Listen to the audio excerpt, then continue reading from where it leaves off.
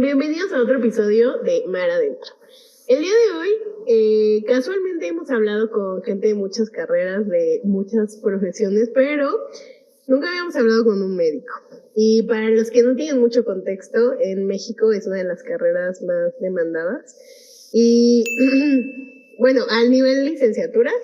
Y pues el día de hoy tenemos con nosotros a María Lemus. Ella nos va a platicar sobre sus experiencias y sus opiniones acerca de la carrera, del trabajo, de todo esto, y les va a gustar mucho. ¿Cómo estás, María? Hola, Sara, gracias por la invitación. La verdad es que pues nunca había tenido algo así, o sea, como una oportunidad para hablar sobre el tema de la carrera más que con los mismos compañeros y amigos que haces durante la licenciatura. Entonces es raro hablar como en un foro sobre eso. Pues espero no romper ilusiones de muchos, tampoco atacarse, que nadie se sienta atacado, sobre todo en mi gremio, porque luego dicen, o sea, se tira mucho hate cuando una dice su experiencia, o sea, no estoy generalizando, pero sí digo, nada es perfecto, ¿no? Sí, entonces, sí. Básicamente, gracias por esa oportunidad. No, y quiero comenzar con en México, en la UNAM específicamente, cada año se hace un examen de ingreso y este examen es muy demandado a la Facultad de Medicina, ¿no? Tú te encuentras ahí en la calle y estás estudiando el examen, porque además el puntaje debe ser casi perfecto, 118 aciertos. Y tú hiciste examen para esta carrera. ¿Cómo fue tu proceso y por qué? Ay, no, o sea, es que vamos al año pues ya fue hace 7 años, ponle tú, ¿qué era? 2016, 2017. Yo salí de la prepa sin estar 100% segura dónde quería hacer la carrera, solo me había decidido por medicina. A todos en mi familia se aprendió porque yo realmente fui de diseñadora de modas a fotógrafa, a bailarina de ballet y luego acepté mi destino porque como hija única mi papá estaba súper seguro que iba a ser como el ingeniero químico y ya tenía casi mi vida planeada, bueno, más bien como a qué universidad y todo. Y yo pues lo acepté, la verdad dije, pues sí me gustan matemáticas, no me encantaba química, pero dije, alguna ingeniería voy a hacer, o sea, incluso contemplé biomédica, pero ya saliendo me di cuenta que ingeniería biomédica no estaba como tal en la UNAM, sino que era, o más bien se llama, ciencias biomédicas, y es entrada indirecta, o sea, tienes que hacer examen a medicina y luego un examen para ciencias, entonces dije, pues lo intento, ¿no? No me encanta no tener el título de ingeniera, pero pues es algo con lo que estoy más relacionada, con las matemáticas. Pero en el último año llevamos cálculo diferencial porque mi prepa era con el programa del UNAM. Y no, fue como, hasta aquí llegué. O sea, todavía bien hasta cálculo. Definitivamente yo dije, no hay forma en que yo vaya a vivir de esto. Entonces dije, pues medicina, ¿no? O sea, yo realmente le tiraba medicina más por investigación que por salvar vidas, ¿sabes? Okay. O sea, y creo que muchos, me tocó verlo en el primer año, la típica pregunta de los doctores, profesores que dicen, ¿y por qué estudiaron? ¿No? ¿Por qué eligieron medicina? ¿No? Y pues muchos vienen de una familia de médicos, como tradición familiar, otros por Grey's Anatomy, no sé, o sea, realmente es una carrera que se tiene muy como enaltecida. Siento que o sea, entran en un altar como en un concepto de que los médicos solo quieren ganar dinero porque, bueno, mi papá esa la visión que tenía de los médicos, pero también siento que es como un estatus social que antes se tenía, siento que ahora ya no tanto, ahorita ya es más como por mi tragas, o sea, me tocó mucho escucharlo. Sí. Entonces realmente yo no estaba segura qué hacer. Y sobre todo, si sí era la carrera que yo quería, cuando me empezaron a decir, cuando les dije, es que creo que voy a ser médico, mis papás se atacaron, fue como, no, ¿cómo?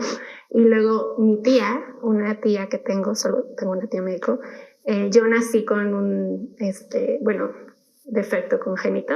Digamos que cuando estás en la pancita de tu mamá, hay unas cositas que se llaman bandas amnióticas, Entonces yo por tentona agarré unas bandas, entonces mis dedos ya no se formaron. Entonces, pues no se habían dado cuenta hasta que nací, fue como, oh, tenemos una noticia, ¿no? O sea, realmente yo fui un embarazo de riesgo, mis papás lo pasaron muy mal porque me tuvieron, mi mamá tenía 42, primer embarazo. Sí, fue como el milagro, ¿no? La verdad es que, aunque mis papás digan que fue muy deseada, no se mientan, yo sé que fue una sorpresa para los dos. No hay hijos deseados. Y justamente, pues, desde ahí como que mi papá empezó a tener muy mal el concepto de los médicos, porque el médico al que iban, o ginecólogo en este caso, los regañaban, es que cómo se les ocurre embarazarse a esa edad, que no saben, van a ser con síndrome de Down, pobre bebé, no pide, y mi mamá lloraba, o sea, y mi papá enojado se iba, o sea, pasaron como 4 ginecólogos hasta que encontraron como el profesor de mi tía, bueno, que fue su profesor, y él pues le llevó el embarazo a mi mamá. Entonces, a partir de ahí también fue como, yo tuve mi propia trayectoria con médicos desde bebé, porque uno fue el tema de mi mano, otro fue el tema que a todos los bebés por, ¿cómo se puede decir? De manera universal en México se les hace el tamiz neonatal, la gotita del talón. Yo salí con hiperplasia suprarrenal congénita. Es básicamente un defecto en la que las mujeres tienen o sea, hay una enzima que no funciona y haces más testosterona o andrógenos, vaya. Entonces hay 2 tipos, también ese es un tema genético. Entonces el caso es que estuve desde chiquita tratándome con un endocrinólogo pediatra, y mi papá como que ahí empezó a tener como respeto porque el doctor fue muy bueno, me curó. La verdad ni se acuerdan bien cuál fue mi diagnóstico, pero me recibí así puras dosis de hidrocortisona y curada quedé, se supone. Y pues con mi mano nací con el dedo pegado y tenía aquí unos pequeños dedillos. Entonces tuve 2 cirugías, una para despegarla, luego, bueno, ahí pues, no me acuerdo bien qué más hicieron, pero ya en la carrera me hicieron una tercera intervención, me quitaron un hueso y unos remanentes de dedos que tenía por ahí. Entonces, pues esa fue mi experiencia con los médicos, o con en general el mundo de la medicina. Yo no quería, como te conté, medicina realmente, yo quería investigación.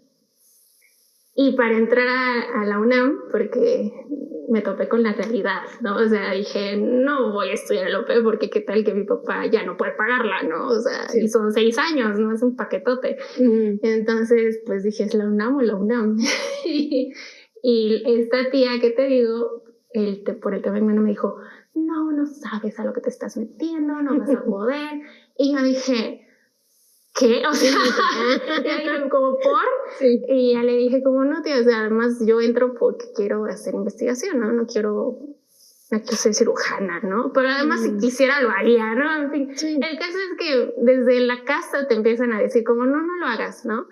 Y yo en ese momento, como persona necia que soy, dije como, no, entra a la UNAM porque entra a la UNAM. O sea, ya, si no estaba segura antes, ahora sí es cosa de que lo hago porque lo hago. Porque me llamo María de los Ángeles. Entonces, así fue como me decidí. Sí me costó sudor, lágrimas y sangre, pero entré a la facultad. La verdad es que cuando ves tu folio en la lista de los aceptados... ¿Nada más hiciste examen una vez? No, la tercera fue la vencida. Te digo, yo no quería la UNAM, yo quería la UP. Lo hice una vez solo porque mi papá me dijo, es que la UNAM es la mejor universidad, deberías hacerlo ahí. Y yo le dije, no, pero yo quiero la UP. Toda niña berrinchuda meca en la prepa. Y entonces... hice la primera vez, dije como, no, pues sí está pesado, ¿no? Saqué 97, una cosa así. Bueno, fue bastante. Y, en fin, ahí fue cuando me metí a un cursillo, ahí que daban por mi prepa. También lo tomó un muy buen amigo mío, mi mejor amigo. Y él tampoco se terminó quedando en la UNAM. Sí consiguió el puntaje, pero no se inscribió. Allá ahorita él es ingeniero naval, entonces... Wow, o sea, también le hicieron coco wash, ¿no? Ahí no sé qué pasó, él iba para actuaría. se desvió. Pero bueno, él sí va a tener pensión, no como nosotros. El caso es que, sí. que le hice una vez, la segunda tomé el examen, el curso del CONAMAT.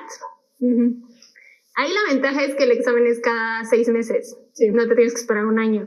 Entonces lo hice como saliendo de la prepa y luego en enero. Ajá, perdón. Exacto. Y ya había tomado mi curso y saqué 98. Y fue como, no, pues voy a ir subiendo por examen un punto, voy a entrar de aquí a 5 años. Y me inscribí a otro curso muy famoso, que es el Guillot. Sí, súper famoso. O sea, de que nos tocó acampar. ¿La respuesta? No, eso no, pero es que yo me esperaba algo así, algo truculento, porque, o sea, también en la prepa, durante el último año, tenía compañeros que estaban en el curso y se dormían en las clases porque eran zombies, salían hasta las 8 de la noche, algo así. Y yo por eso dije, ay no, qué horror, ese curso como que siento que no es para tanto, ¿no? Pero como ya había salido, dije, pues no está mal tomar el curso porque solo me voy a dedicar a eso. Y no, o sea, está exigente porque es clase de lunes a sábado, es un salón inmenso, literal te formas para entrar, o sea, en la calle es una microcalle, así, microscópica, y no me acuerdo qué era el ingreso, si a las 2 o a las 3. El caso es que te formabas para entrar y agarrar lugar en el salón, porque siento que sí es como, bueno, aquí no se ve toda la sala, pero doble de tu sala, ¿no? Así estaba el salón. El profesor usaba micrófono y pues en tu butaca sí te daban como el temario. O sea, no era un manual, pero cada clase te daban como tus hojitas. Y la verdad es que sí tiene muy buen nivel. O sea, yo sentía que la estructura era muy buena y era lo que yo necesitaba porque en el CONAMAT sí te dan el librito y es como de, pues estudialo. Sí hay clases, pero nada que ver. O sea, siento que sí fueron mucho mejores en el Guillot. Y cada domingo te hacen examen. O sea, el examen como si fueras a entrar. Y yo me acuerdo que, o sea, seguía sacando lo mismo. Y yo decía, entonces, ¿de qué sirve este curso, este tonto curso? No, ahí me quebré como 2 veces. Yo dije, es que no soy suficiente. Digamos que no vengo de, o sea, muchos niños prepa UNAM que entran directo a la facultad, vienen con ese chip de que soy el niño estrella, o sea, siempre sacan 10, pero yo no, o sea, la prepa me valió y yo sacaba 7, o sea, yo me iba a final de todas las materias, la sacaba al final, porque la verdad era muy huevona, o sea, siempre he sido muy huevona, totalmente, ¿no? Pero pues en el examen final la sacaba y pues dije, pues funciona, así me llevé los 3 años. Entonces, con ese examen, o más bien, como que era más por coraje de que, ¿cómo de que no lo voy a pasar? Lo tengo que pasar. Sí. Entonces, el día que lo hice, como ya era el tercer examen que hacía, pues la verdad no lo sentí diferente. Dije, oh, importa que otra vez saque 99, ¿no? Ahora es un poco, o sea, ya, por acumulativo. Y pues sí, lo malo es que te tienes que esperar a ver a que saquen los resultados. Creo que todavía no. Como 2 meses. No, es una agonía. Sí. Es estar en negación, es no dormir, es decir, no, ¿qué va a pasar conmigo? Y entonces, también lo suben en internet, ni me acuerdo de la página. Sí. Pero me acuerdo que se supone, mis papás me dijeron como, lo checamos juntos, ¿no? Y yo le dije a mi mejor amiga, bueno, ella vive en Canadá, y le dije como, chécalo por mí, es que no lo puedo checar. Y me dice como, a ver, dime cuál es. Y yo dije, ay, como que no soy tan cobarde. Entonces me metí así, yo sola en la madrugada, cuando dijeron ya está, yo voy y me meto. Entonces estaba buscando porque están todos enumerados y al lado dice ¿no? Y así cuando me acercaba el mío, iba como lento, así como no viendo, viendo y no viendo. Y cuando veo la A, yo en verdad, o sea, grité y empecé a llorar. Y así cuando levanté, o sea, me hice como bolita y veo que mis papás están en la puerta de mi cuarto como con... No se quedó porque está llorando. Y cuando yo les dije como si me quedé, fue como, no, o sea, siento que es como de esos logros o el día que me muera va a salir como la escena, esa escena tiene que estar sí o sí. Porque sí fue una sensación muy bonita, fue como primer logro, así que sí sentí mío porque porque... Sí, pues sí te estudiaste, tú te desvelabas. Sí, o sea, el curso lo pagaban mis papás, ¿no? Sí. Pero finalmente yo sentía que no lo iba a pasar, y cuando lo pasé fue como muy padre decir como, ay, sí pude, o sea, como que esto sí me dio confianza. Y dije como, pues a darle, entré con mucho entusiasmo, pero como te digo, yo no era nada teta o bueno, nada dedicada. En la primaria sí lo fui, o sea, primaria y secundaria lo era totalmente, pero como que me entró la rebeldía en la prepa y ya me entró la hueva del mundo y ya no quería hacer las tareas, ya no quería hacer... Me gusta hacer la niña de los plumones, pero no ejerzo tan bien, o sea, no soy tan dedicada como para hacer apuntes. Pero el chiste es que entrando, mi primer año fue hermoso. De hecho, ahí fue cuando conocimos yo conocí a Eduardo, y fue increíble. O sea, la verdad, me tocó el turno de la tarde. Yo no estaba acostumbrada a una escuela en la que podías no entrar a clases. Entonces fue como todo un mundo diferente que descubrí. Entonces, todo era miel sobre hojuelas el primer año, ¿no? El segundo fue cuando se me quité los lentes color de rosa porque me tocó un horario horrible, así de nefasto. Pero para esto fue cuando dije, ya no quiero ciencias biomédicas, porque conocí una amiga, yo de intensa, que quería entrar como con un poquito de más de confianza o ventaja quizás. Daban un curso ahí no me acuerdo la escuela, ¿cómo se llama? Pero está ahí en Copico. Era como un propedéutico de medicina. Y ahí conocí a varios amigos. Todavía nos hablábamos, ahorita ya no sé de muchos, pero dos amigas en especial. Una venía de la UNAM, de prepa, entró a ciencias biomédicas y no le gustó. Entonces le tocó hacer examen para entrar otra vez a la carrera. Y me dijo, no lo hagas. Y dije, mejor, por algo pasan las cosas, ¿no? Entonces, esta mujer se ve sabia, le voy a hacer caso. Finalmente, pues ni estaba segura de que quería ser solo licenciada, ¿no? Quería ser ingeniera. Dije, pues me quedo en medicina, también puedo hacer investigación en medicina. Y en segundo año me tocó con una de ellas, se llama Gama, ahorita está haciendo ya la especialidad en ginecología. Pero si no hubiera sido por ella y otros dos amigos que hicimos como nuestro grupito, yo siento que hubiera quedado en segundo año, así totalmente, porque otra vez me fui a los finales, pero pues ya no era como un final de historia, ¿sabes? Era un final de farmacología. Me fui a 4 finales horribles: farmacología, fisiología, inmunología. No, creo que son 3. Sí, no, casi. Pero yo dije, es que no nos voy a pasar. O sea, no nos voy a pasar. Lo sentía como demasiada información. Y sí, era como, no, es que... Sí, son muchas cosas. Es que, y justo éramos 4 amigos y yo era la única que tenía 3 finales y dije, es que estoy estúpida. O sea, yo no sirvo para esto. Y sí me empezó ahí empecé a sentir como síntomas. En ese momento no sabía que era depresión, pero ahí fue cuando empecé a sentir menos. Y corrí a salud mental, que está enfrente de la facultad. Y fue como, necesito ayuda porque siento que no sirvo. O sea, siento que me equivoqué, pero no quería soltarlo porque me costó lo que no pasar ese examen. ¿Qué hago? O sea, si no es esto, no me veía, decía, es que si me salgo, ¿qué voy a hacer? No me vean otra cosa, porque ya se me olvidó cálculo, o sea, ya no sé nada. No, así me sentía como un insignificante bicho, ¿no? Entonces, pues ya en salud mental, afortunadamente, el primer psiquiatra que me tocó no me ayudó en nada. O sea, lo único bueno que hizo por mí fue mandarme con la psicóloga. Y ahí fue cuando ella me dio como herramientas y sí sentí como el antes y el después. Hasta mi mamá me dijo, es que te ves diferente. Y pude con los finales, entonces también a partir de ahí, y ahí fue mi inicio con fármacos antidepresivos. Y gracias a eso siento que llegué al 4º año de la carrera. ¿Son de carrera 5?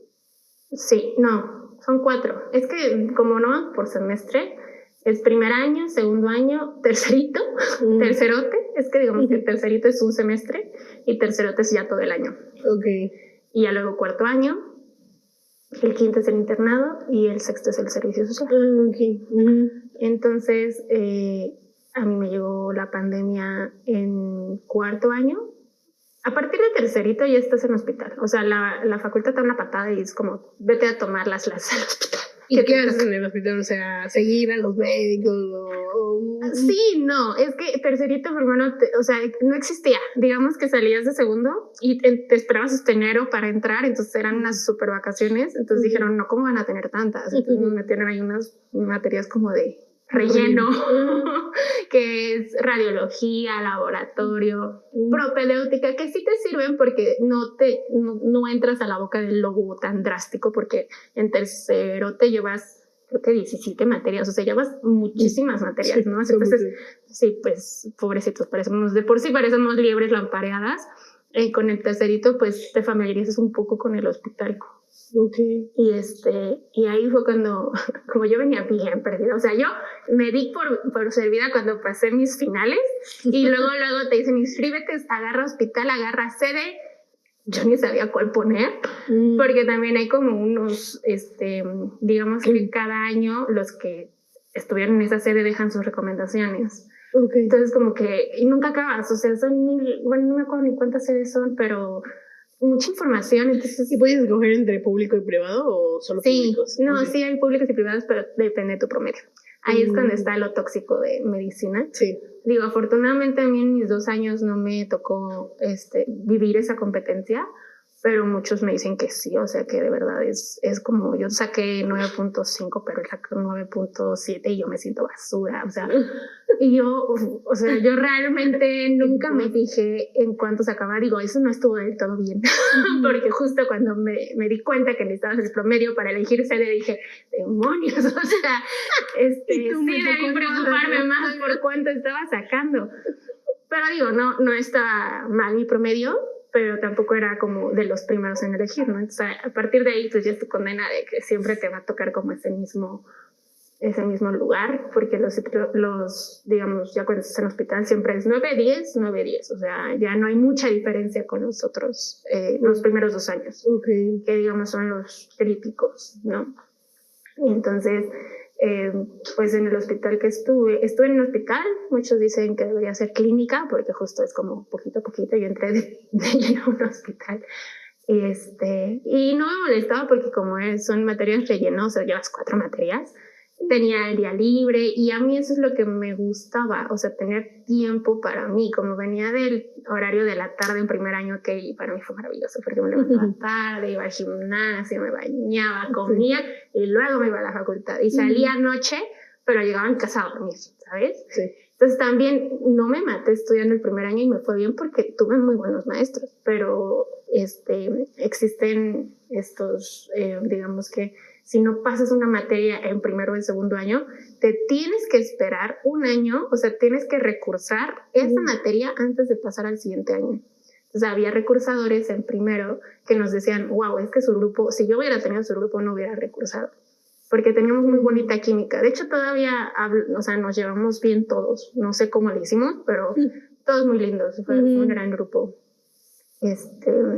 Y en segundo no fue así, o sea, yo digo que era por el horario asqueroso mixto que teníamos, pero sí se dividió como el grupo en 2, y mi grupito se juntaba con otro grupito y los otros no nos hablábamos, como que chocábamos mucho, pero no era un grado de hate, de bullying ni nada por el estilo. Entonces, pues no estuvo mal, pero pues te digo, finalmente del primero a segundo mi mejor año fue primero en ese sentido.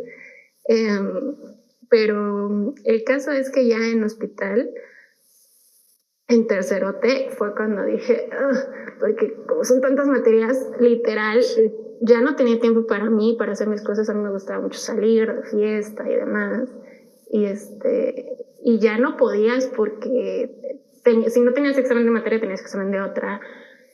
Y digo, también depende tu sede, bueno, el hospital, por tus horarios y tus materias y demás.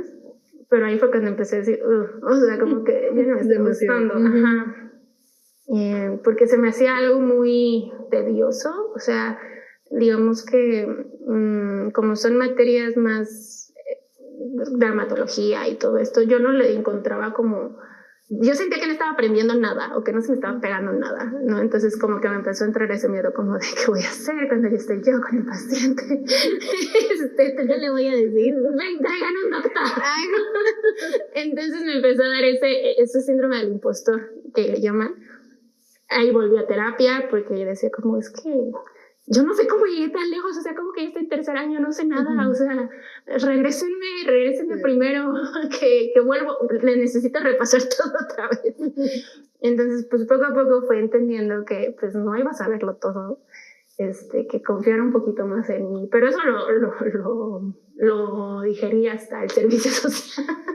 Sí, porque es que no es fácil. No, o sea, es que vencer al síndrome del impostor es muy difícil, o sea, y eso es lo que no te dicen en la carrera. No, hay muchas otras cosas que no te dicen, pero una de esas es esa, que confíes en lo que sabes, porque vienes de hacer exámenes de opción múltiple, ¿no? Entonces, cuando te acostumbras a eso, es como de, no me sé la respuesta, pero dime cuáles son las opciones. Te digo, finalmente esa es mi experiencia porque yo no era una estudiante ejemplar que se desvelaba estudiando y por eso yo dudaba de mí porque decía, es que ellos no durmieron y yo preferí dormir porque eso sí soy súper, o sea, soy huevona y dormida. Entonces yo sentía que realmente había llegado a tercer año por saber responder exámenes porque no estaba segura de nada, o sea, siento que hasta para, ¿sabes? O sea, como es muy metódico en el sentido de la historia clínica, ¿no? Cómo redactar lo que todas las palabras que no nos entienden cuando el médico, cuando hace una consulta, todo eso es lo que a mí me estaba tocando aprender y yo decía, no entiendo nada, o sea, se van a burlar de mis notas, ¿no? O sea, algo así. No, horrible. Yo entré en una crisis existencial horrible otra vez. Entonces, terminé tercero, también te digo, no sé cómo. Y bueno, sí sé, siento que es gracias a esas amistades que haces. Porque es tu red de apoyo, o sea, dices, no sé nada, y ellos te dicen, no, yo tampoco. Entonces, como estudiaste, no, qué bueno, o sea, siento que así fue como un poquito más llevadero ese estrés, esa ansiedad. Y afortunadamente iba a Books, entonces siento que ahí también desahogaba un poco. ¿Qué pasó? Sí.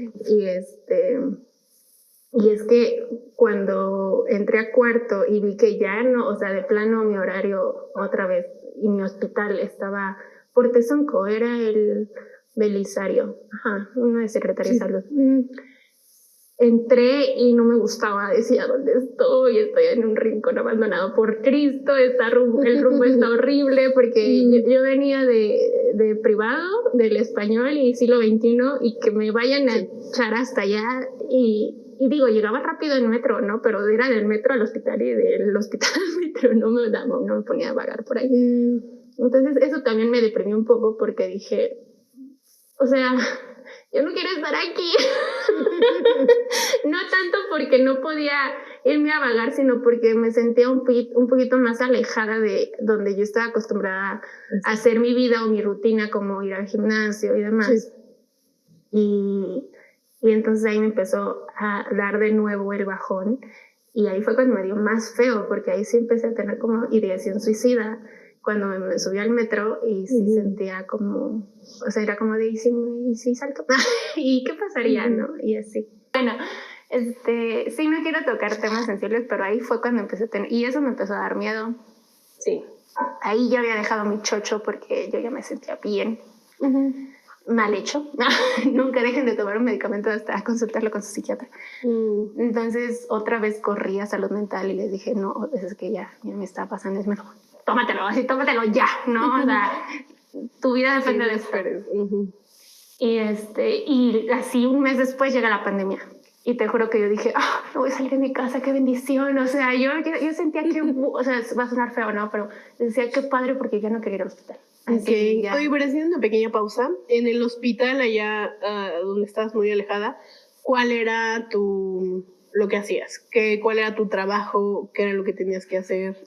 Como semestroso, tú te dan tu clase, digamos que todo hospital tiene, bueno, hospital donde te toca, te dan a escoger, deben tener aulas, entonces Se supone que la clase la tiene que dar el médico, pero la terminamos dando nosotros. Entonces es el ciego guiando a los ciegos. O sea, tú preparas el tema un día antes, siguiente va, ¿no? Entonces te toca exponer al día siguiente y es como explicar algo en lo que apenas leíste ayer y ellos quizás ni lo leyeron o quizás sí lo leyeron, pero pues sí te da esa sensación como, o incluso una semana, o sea, hay veces que sí te avisan con tiempo para que prepares tu clase.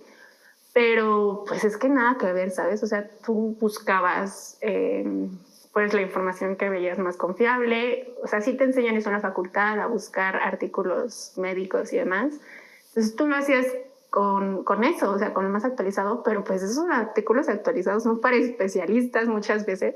Entonces no entiendes de qué están hablando, ¿no? Dice eso, pero pues no sé bien cómo se hace, entonces solo digo como, el tratamiento es que no tengo idea de cómo se hace en caso de cirugía, por ejemplo, pero es esta técnica, ¿no? Entonces siento que eso le restaba mucho, ¿cómo podría decirse? Entusiasmo a ir al hospital. Yo vine afortunadamente en tercerote, donde tienes muchas clases, también dabas clase, pero ahí como que el doctor nos guiaba un poquito más. O sea, el doctor sí nos llegaban a dar clases, había materias en las que ellos daban las clases y lo disfrutaba porque pues te lo explicaban de una manera que te gustaba, ¿no? Era como, wow. Pero ya en cuarto no fue así, me tocó 100% darlas a mí. Y da flojera, ¿no? O sea, te digo, uno como prepararla, como otro que te la dé, porque muchas veces pues no te enseñan a dar clase a ti. Muchos leen la presentación, muchos les queda la presentación llena de texto, entonces dices, no, pues para eso lo hubiera leído yo, te duermes, da sueño, o sea, se vuelve muy, una rutina muy odiosa, digamos. Y ya después de la clase te toca rotar, o sea, vas con el médico o te asignan a un consultorio y estás ahí como, pues, auxiliando en lo que puedes, haciendo receta, explorando, como aprendiendo. Pero muchas veces sí estás como en modo planta.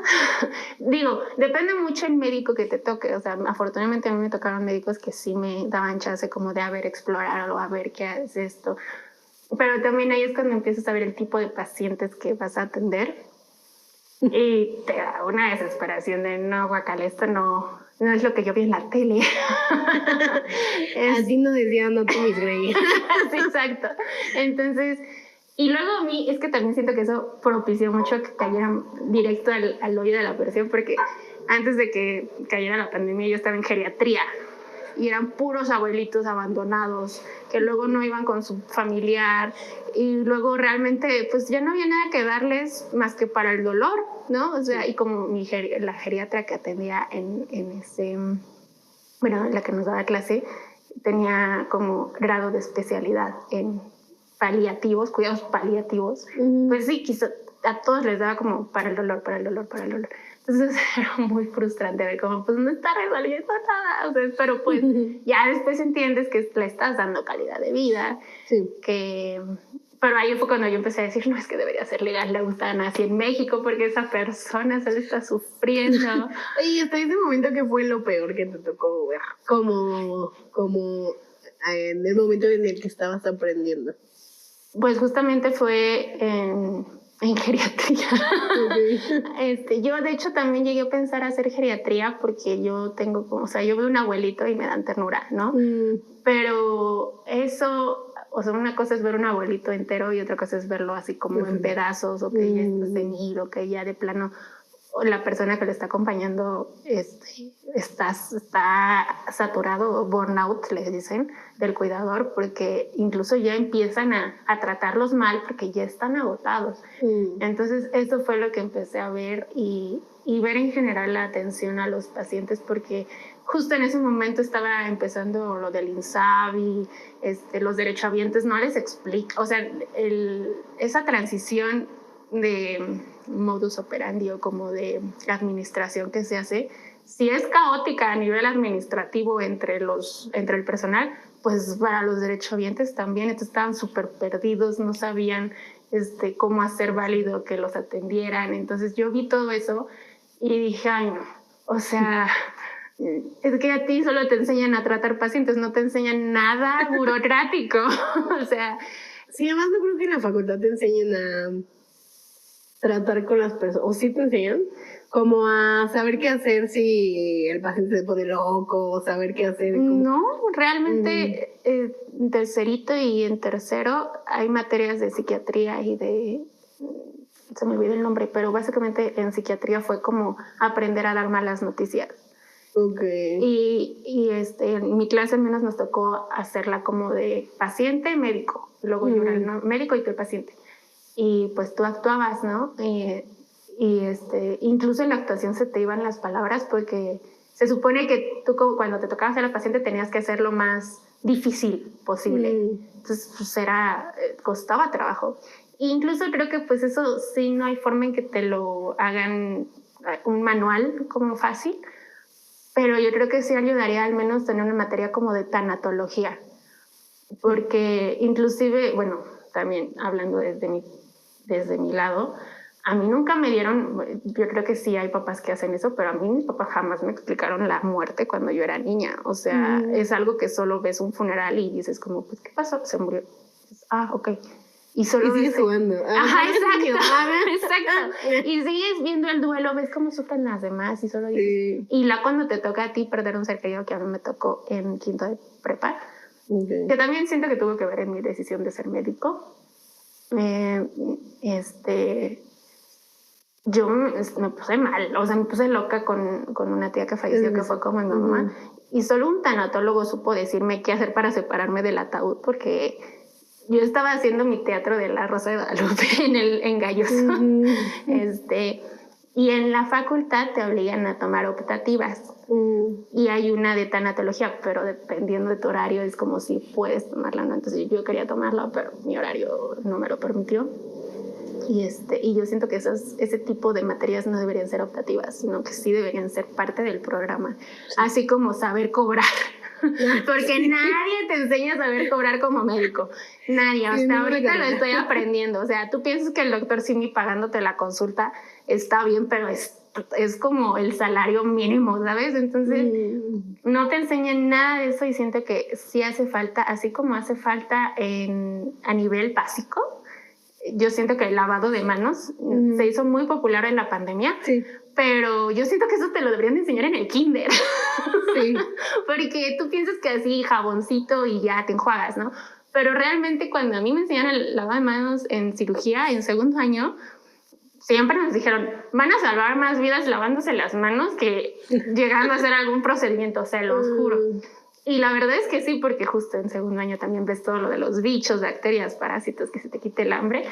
Y sí, el lavado de manos sí podría evitar a que te enfermes del estómago, básicamente, de una gastroenteritis. Entonces, por eso siento que hay cosas que no son solo de medicina, sino tienen que formar parte forzosa y urgente de nuestro sistema de educación básica, ¿sabes? Entonces...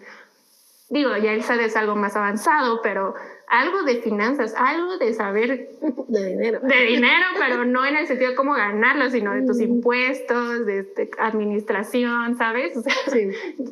Digo, obviamente las tablas de multiplicar son importantes, pero también es importante eso para aplicarlo, ¿no? En vez de un problema de manzanas, que te pongan un problema del súper, no sé, algo. De hecho, como hay algunos puntos que me gustaría retomar de todo lo que has hablado.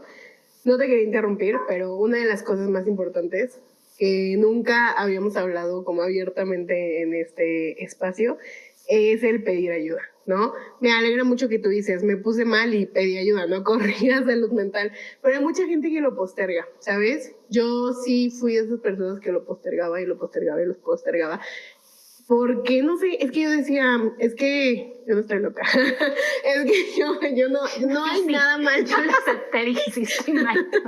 Es que no hay nada malo en mí, como es, porque cuando fui la primera vez, pues sí es como, es que sí estás mal, ¿no? Sí debes de tomar medicamentos, sí debes de ir a un psiquiatra, sí debes de... Entonces yo decía, no, ¿qué le voy a decir a mis papás, no? Porque en ese momento ellos pagaban mis cuentas, ¿no? Ellos iban a pagar la medicina, entonces... Claro, sí. Fue muy complicado, y entonces creo que la palabra clave es pedir ayuda, ¿sabes? Si no quieres hablar con tus papás, si no quieres hablar, porque es difícil, ¿no? Porque mucha gente incluso es como de, ay, por eso estás mal. Y es como, es que tú no sabes. Justo. Ay. Es súper lo infraestiman, o sea, te hacen menos lo que sientes y desde ahí pues se ve que todo está mal, ¿no? Por eso estás así, porque justamente te están haciendo sentir que eso no importa. Uh-huh. Sí, como que pedir ayuda a un profesional pues es lo adecuado, pero pues siempre contar con alguien, ¿no? Porque en muchos casos, en este caso es la carrera, pero pues puede haber, no sé, problemas de pareja, puede haber muchísimas cosas, entonces yo abiertamente hoy lo digo, como tú has puesto el ejemplo, pidan ayuda, sí, ¿no? No lo dejen pasar, no piensen que están mal, no. Todos estamos mal, o sea, no hay ninguna persona cuerda en este mundo, definitivamente. Sí, justo. Y también como... Bueno, para los que no son de México, porque sí hay gente que nos ve de otros lados. Okay.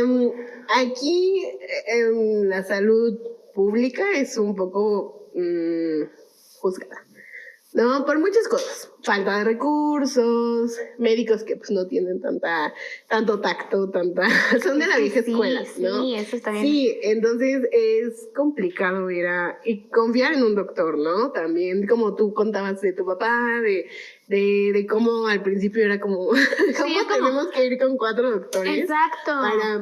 Es difícil aquí la salud.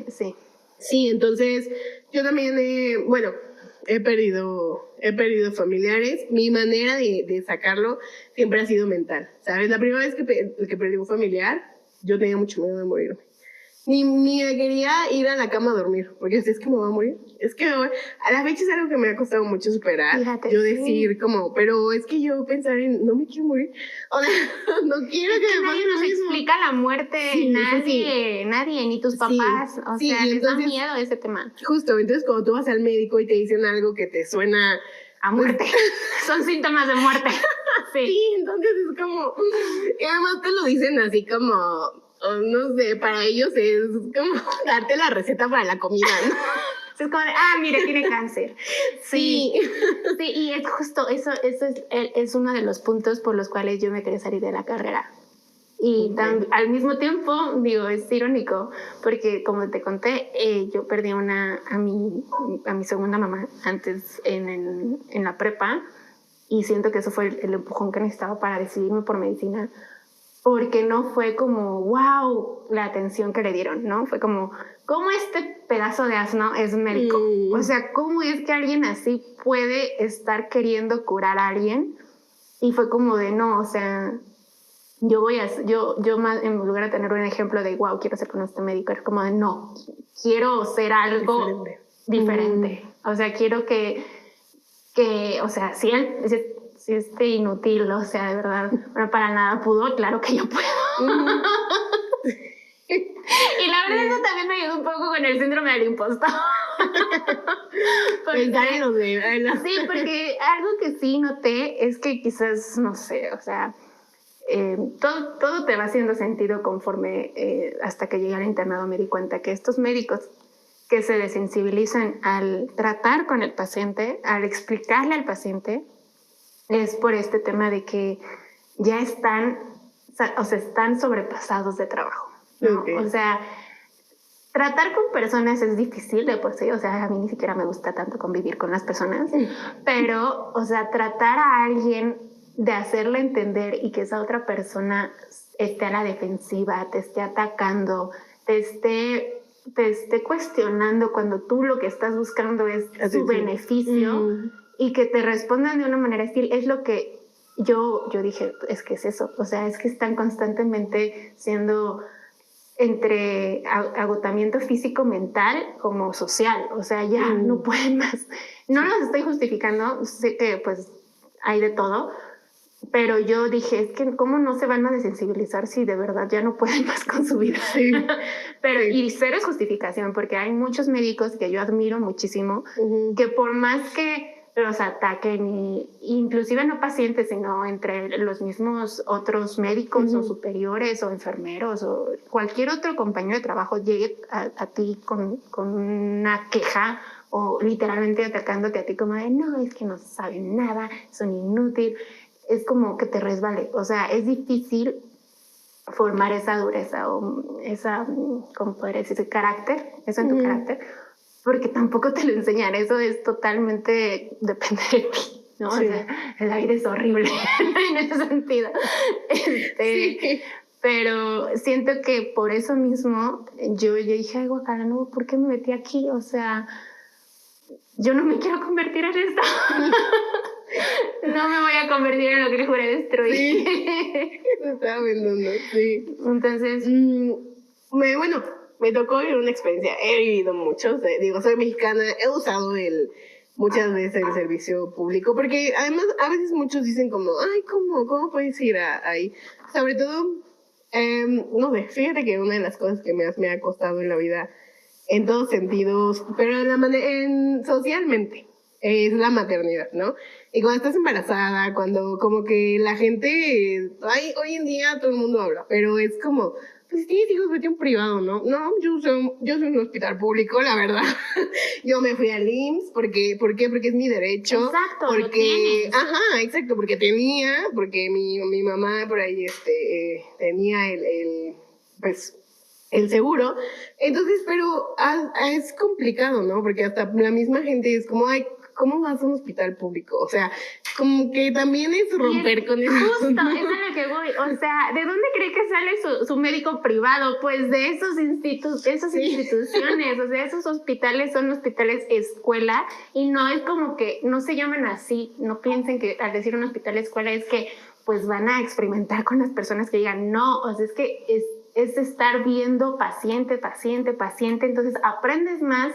O sea, así afianzas tu conocimiento, así haces experiencia, así te formas. O sea, la única forma de aprender medicina es haciéndolo, porque sí. Así como yo, que sentía que no sabía nada, cuando ya me enfrenté a un paciente es como de, tiene esto, ok, hay que hacer esto. O sea, como que ahí es cuando dices, o sea, eso que sabía lo pones a la práctica y la única forma de hacer eso es en un hospital de escuela. Sí.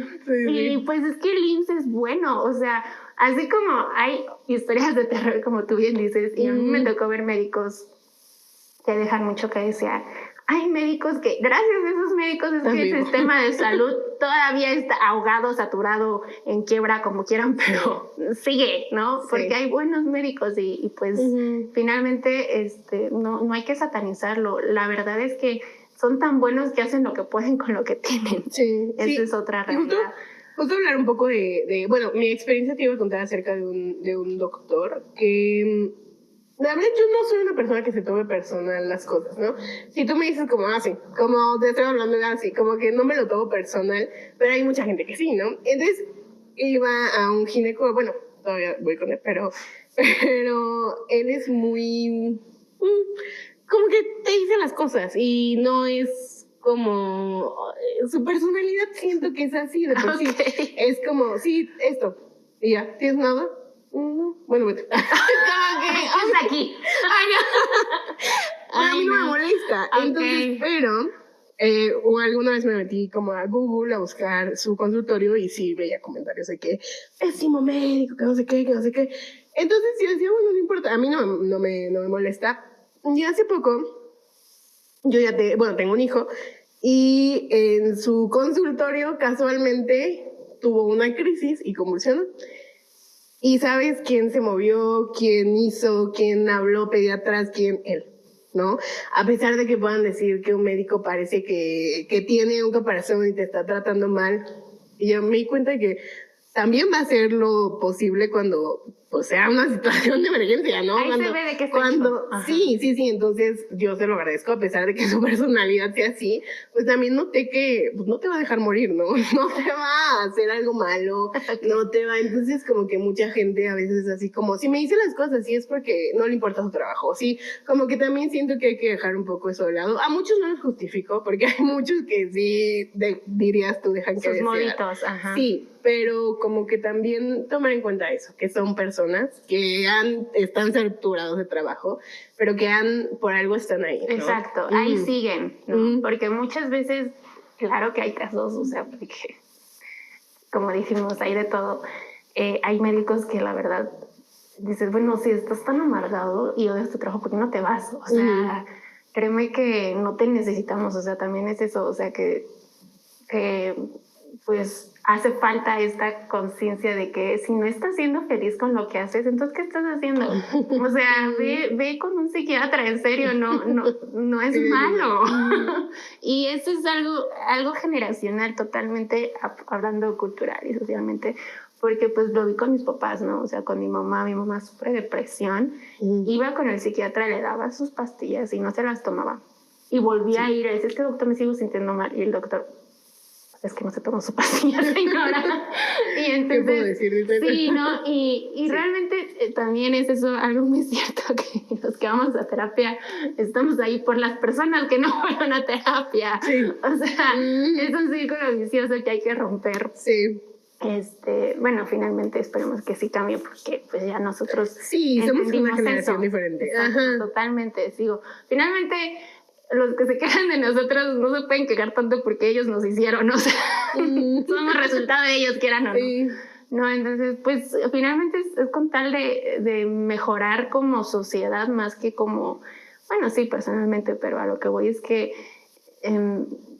podemos resolver problemas entendiendo la raíz, o sea, finalmente, como ya vimos, así como el lavado de manos deberían enseñarlo en el kinder, así también a manejar tus emociones. O sea, yo aprendí hasta mis 23 años a manejar mis emociones. Sí. Entonces, yo sigo en eso. Sí, es que es un aprendizaje constante. Sí. O sea, jamás vas a ser graduado de eso, ¿no? O sea, siempre, como pues, no somos personas estáticas, ¿no? O sea, así como bien dicen, como la persona de ayer ya no eres tú. Pues es que estás en constante cambio porque pues eres un ser vivo, ¿no? O sea, no hay forma de que te des de alta de terapia, ¿no? O sea, puedes dejarlo un tiempo y luego volver, porque es así, es la vida, estás arriba, estás abajo. Pero finalmente con el tema de la salud pública en México, como dices, o sea, esos médicos, no los quiero defender tampoco, porque muchas veces la forma de tratar al paciente no te lo enseñan, o sea, eso es dependiendo de tu personalidad y desde tus principios, a cómo creciste, a lo que te enseñaron, pero desde casa, o sea, tu personalidad es completamente resultado de tu crianza, yo siento, no de la escuela. Entonces, también por eso muchas veces dicen como, pues, aunque digan que la UNAM es lo máximo de la casa de estudios, que no estoy diciendo que no lo es, pero lo que voy es que, pues, la UNAM nos da todo, es muy, la verdad es que sí nos da muchos recursos, yo creo que es más reconocida por eso que por formarnos, o sea, porque realmente tú eres el que hace la universidad. Entonces, yo siento que, así como dicen, no, la escuela de medicina, yo siento que cualquier médico es bueno cuando lo ves en consulta, o sea, cómo trata al paciente, cómo es su abordaje, y lo último que tendrías que ver es como de qué universidades. Digo, pues desafortunadamente hay unas escuelas que se hacen mala fama o demás, pero por los estudiantes, no por la universidad en sí, ¿no? Entonces yo siento que tal vez sí me vayan a tirar mucho hate por haber dicho eso, pero a lo que voy es que la carrera de medicina es difícil de por sí, como para decir, estudió en la UVM, ¿no? O es una escuela patito, mientras sea un abordaje bueno, o sea, y eso lo ves ya cuando, qué tan actualizado está, si es especialista certificado por el consejo de su especialidad, cómo es su consultorio, cómo es su trato, cómo es, o sea, y puedes saber que el médico es bueno o no por la cantidad de pacientes que tiene. O sea, porque si regresan es que le funcionó, ¿no? Sí. Entonces, yo creo que en ese sentido no existe como que la universidad sea el motivo por el cual eres tan bueno. Yo siento que la UNAM es muy buena porque sí nos dan muchos recursos. Herramientas. Sí. Oye, hay muchas cosas por las cuales podemos seguir hablando, pero creo que me gustaría finalizar preguntándote 3 cosas, que como tú dices, yo creo que en general, no solo los médicos, hay situaciones que nos deberían de enseñar desde la primaria, ¿no? Cuando ya tienes más conciencia de lo que está pasando. Y te quiero preguntar acerca de 3 situaciones. No te había dicho esto, pero hoy que estoy con una doctora, quiero aprovechar.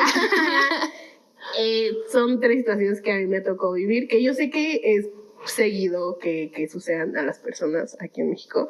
Entonces, número 1, ¿qué podemos hacer? ¿Qué puede hacer la gente que nos escucha si alguien se está atragantando? ¿Niño o adulto? La maniobra de Heimlich. Yo siento que así como hablé de que el lavado de manos debería ser del kinder, porque aunque no seas consciente de lo que estás haciendo, si lo aprendes desde el kinder, ya. O sea, los niños, los infantes o pediatras, bueno, más bien paciente pediátrico, así el 50% de los pacientes pediátricos van a urgencias por deshidratación, por una infección intestinal. Okay. Entonces siento que enseñándoles lavado de manos es 2, primeros auxilios. O sea, el ATLS, bueno, BLS, ATLS ya es un poquito más avanzado, pero cuidados, primeros auxilios. Porque pues muchas veces vemos una persona que se desmayó o que perdió el conocimiento en el metro, en la calle, y siempre gritan un médico, ¿no? Sí. Y entonces, incluso tú como estudiante, si no has tomado este curso, dices un médico. O sea, pero si estuviéramos, o sea, si el mismo poli supiera, exacto, o sea, él es el que toma o sea, sería diferente. Seríamos potencia mundial. Bueno, esa es otra. Pero sí, alguien que se está atragantando, esa maniobra es que hagas presión aquí en donde acaba el esternón, se llama sifoides. Entonces tienes que hacer una presión como con esta parte de... La verdad nunca me ha tocado hacerla, afortunadamente. Pero si estás solo con una silla, igual, o sea, te haces presión ahí para que tu esófago le ayudes un poco a regresarlo. No, es una muy buena pregunta, porque sí, muchas veces decimos pajarito, pero no. Si ya se está poniendo azul, ya no sirve el pajarito, ya se fue más abajo. Pero bueno, si solo se te fue chueco, sí sirve hacer el pajarito, porque al momento de hacer esto, digamos que hay una pequeña, iba a decir una cosita, pero una parte de tu glotis o de tu esófago que se llama epiglotis. Entonces al hacer esto se abre, ¿no? Entonces ya resbala. Tomas agua y ya. Okay. Pero, ¿cuál era la otra pregunta? Sí, no, la siguiente, ¿qué pasa si vamos en el metro y alguien está dando un infarto? Bueno, creo que es un poco difícil identificarlo, pero yo he visto que es como un poco como pequeñas convulsiones en su lugar. Es que no necesariamente es convulsiones. Ahí es cuando entraríamos en el tema del BLS. Bueno, no, ahí es cuando pierden el conocimiento, pero cuando alguien está dando un infarto, principalmente es un dolor opresivo en el pecho, entonces empiezan a sudar. Okay. Digamos que se desencadena una respuesta sistémica que hace que sudes, que tengas este temblor, como si se te hubiera bajado el azúcar, vaya. Entonces sientes dolor opresivo. Ese dolor puede irradiar ya sea tu espalda, el hombro, el brazo, por los mismos nervios que le está faltando. Un infarto es que no hay sangre llegando al corazón, ¿no? Entonces, lo primero es, digamos, una aspirina, si las dudas.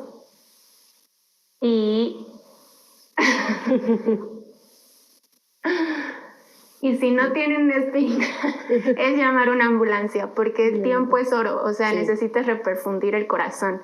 Entonces, ¿hacer no sirve? No. Es que realmente lo que necesitas es darle oxígeno, pero pues no es como que traigas un tanque de oxígeno, ¿verdad? Sí. Entonces, la ambulancia trae oxígeno. Entonces es como una abreviación que nos enseñan, digamos que no siempre se ocupa, pero es MONA. El nitroglicerina sublingual tampoco se utiliza, pero, o sea, si tienes una aspirina se lo das. ¿Para qué? Para que se deshaga un coágulo si es que hay. No va a ser mucho, pero digamos, es para que gane tiempo, algo, ¿no? Pero es nada. Pero lo ideal es como ambulancia. Luego, para que la ambulancia sepa, porque pues ese es un negocio, bueno, a eso se dedican, qué hospital está cerca que tenga una unidad coronaria, que es lo ideal. O sea, que tengan la forma de intervenirlo, dependiendo, tienen que tomarle un electrocardiograma para ver dónde está. Y ahí eso desencadena todo, ¿no? O sea, valioso es tiempo, llama a una ambulancia. O sea, no intentes hacer nada, llama a una ambulancia. Y la última, ¿qué hacer si alguien está convulsionando? Que creo que esa sí es como más la puedes identificar más fácil en los movimientos. Brusco. Pues es que ahí es difícil, porque pues, digamos, si estás en un lugar abierto, pues no es como, no tienes que moverlo, o sea, no tienes que tratar de que no se mueva, ¿no? Solo tienes que tratar que no se lastime mientras se convulsione. O sea, tratar de hacerlo en el espacio seguro. Que no se caiga, que no se... No, o sea, si está en el suelo, pues evitar a que, no sé, si hay un pedazo en la banqueta, ¿no? Que se caiga la banqueta o que se pegue en la cabeza con un poste. O sea, evitarlo, así como... Y llamar a la ambulancia, porque hay de dos, o sea, no sabes por qué se está convulsionando, ¿no? Entonces no sabes qué tratamiento está tomando. Necesitas sí o sí la ambulancia para que le dé, ya sea el anticonvulsivo, o que lo lleve a urgencias para saber si no se conocía epiléptico, pues saber qué fue lo que lo desencadenó, ¿no? O sea, solo es eso, porque tampoco tienes que dicen algo de la boca, que no se muerdan, pero es más riesgo. O sea, realmente solo tienes que cuidar que no se esté lastimando. Bueno, eso es lo que yo recuerdo. Nunca me ha tocado, afortunadamente. Y recomiendo eso. Ajá, eso es lo que yo haría. Sí, es que es súper valioso la información, la verdad es que es poder, sobre todo en temas de salud, porque a veces no falta la gente que va pasando, ay, échenle alcohol, ay, no, ¿por qué vamos a hacer eso? O no sé, la gente tiene muchas ideas que son muy cuestionables. Sí, no, luego les ponen como un lápiz en la boca, luego no es que, o sea, por el mismo movimiento brusco lo muerden, se astillan, sale peor, ¿sabes? Entonces, o se le puede ir, ¿no? O se le puede ir si no... Exacto, no, o sea, no intervengan porque es peligroso, luego haces más daño que bien, entonces no. Sí. Solo llamen la ambulancia. Sí. Y yo es que hacia dónde veo. Y súper importante. No, pero la verdad es que me gustaría finalizar con esto, con que la gente que nos escuche esté un poco informada y no, como tú dices, no intervengan, aunque sí que muchas veces la intención es buena, puedes perjudicar como a la persona que está sufriendo en ese momento una crisis. Entonces me alegra mucho que nos hayas aclarado estas pequeñas cosas. Sí, es lo mejor que pueden hacer. Sí, llamar a una ambulancia también siempre ayuda bastante. Y pues bueno, María, yo te agradezco haber estado hoy con nosotros. Muchas gracias por venir a compartir y todo. Yo les voy a dejar las redes de María por si quieren seguirla. Y pues bueno, por ahí sería todo. Gracias. Y yo, ¿dónde me va? No, está bien, pues bueno.